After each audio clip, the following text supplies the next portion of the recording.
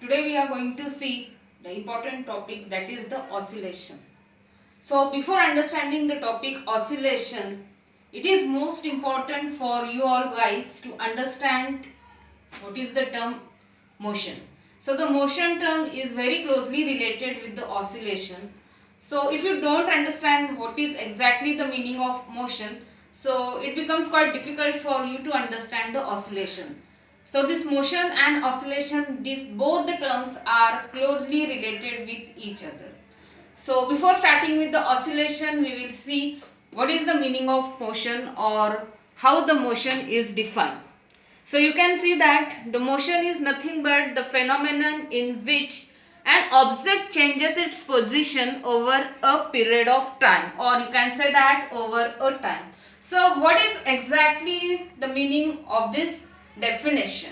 You just imagine that you are sitting in a car and car is moving on a road surface.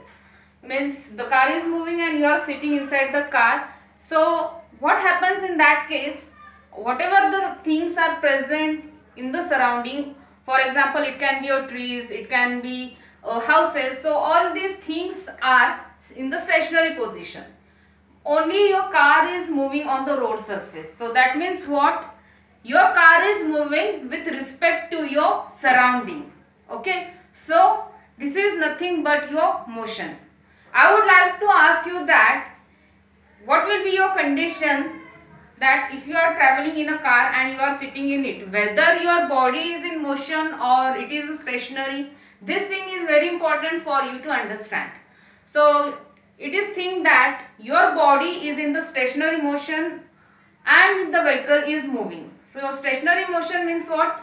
Your body is in the partial motion and vehicle is moving. So this is exactly the difference between a person sitting in a moving car. So this was regarding the motion. So now if you want to describe the motion, so what are the important parameters which are associated with the motion? So you can see here displacement, distance, velocity, speed, acceleration and time plays very important role whenever you are going to describe a motion. So motion can be described in terms of displacement, or you can define the motion in terms of distance also, and again same with the speed, velocity, acceleration and time. So all these parameters you have to remember because they are related with the motion. So whenever you want to describe the motion can be described in terms of all these important parameters.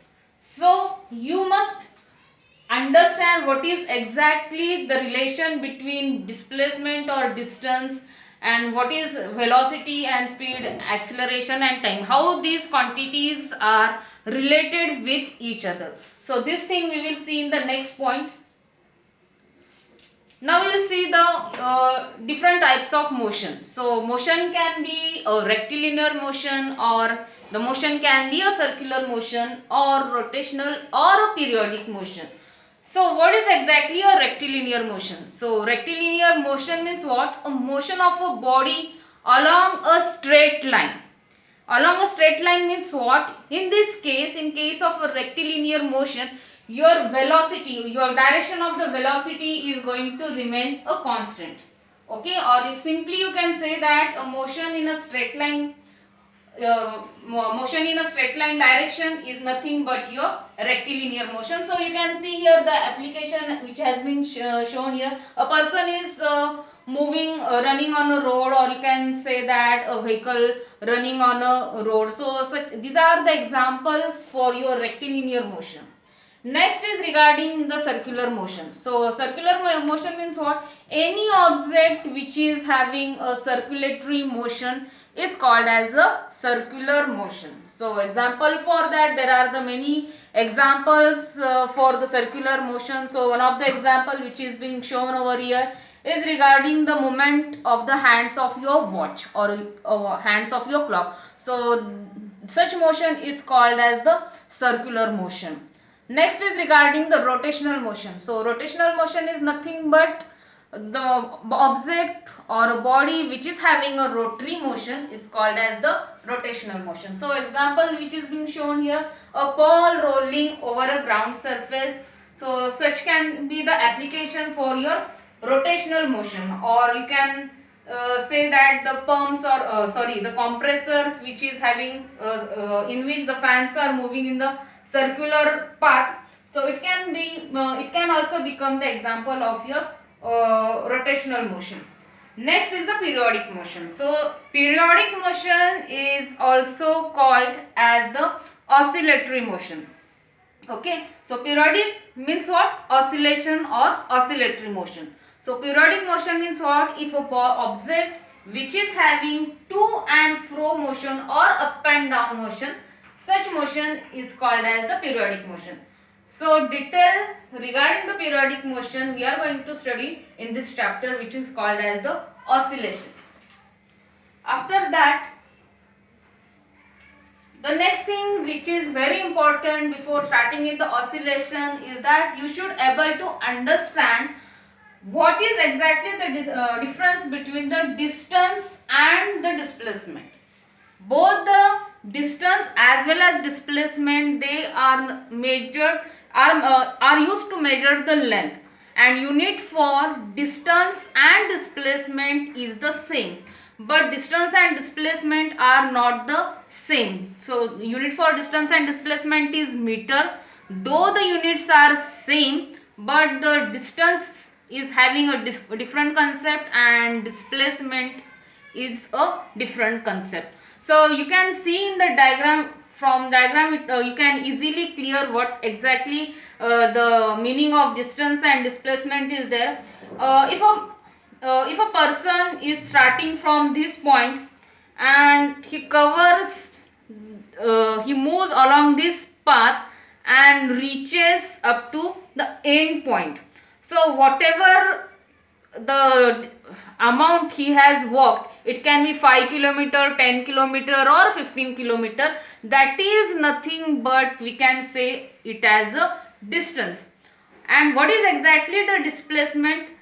In case of a displacement, you don't have to bother how much he has walked, whether he has walked for 5 kilometer, 10 kilometer, we don't have to bother for how much kilometer he has walked. Only the important thing in defining the displacement is that you have to consider only the initial and final position.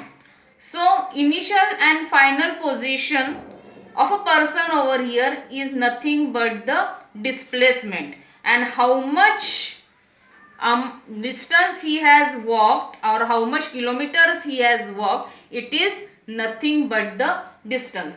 So you can see the definition here. The change in position of an object is known as a displacement. Change in position means what? Only initial and final position is nothing but your displacement. And distance means what? Distance is the total movement of an object without any regard to the direction. So in any direction he can move, but finally it reaches over here. So how much amount he has moved, that is nothing but the distance. And both distance as well as the displacement are having the same unit, that is meter. Now the next important thing which you should able to understand is that what is speed, velocity and acceleration.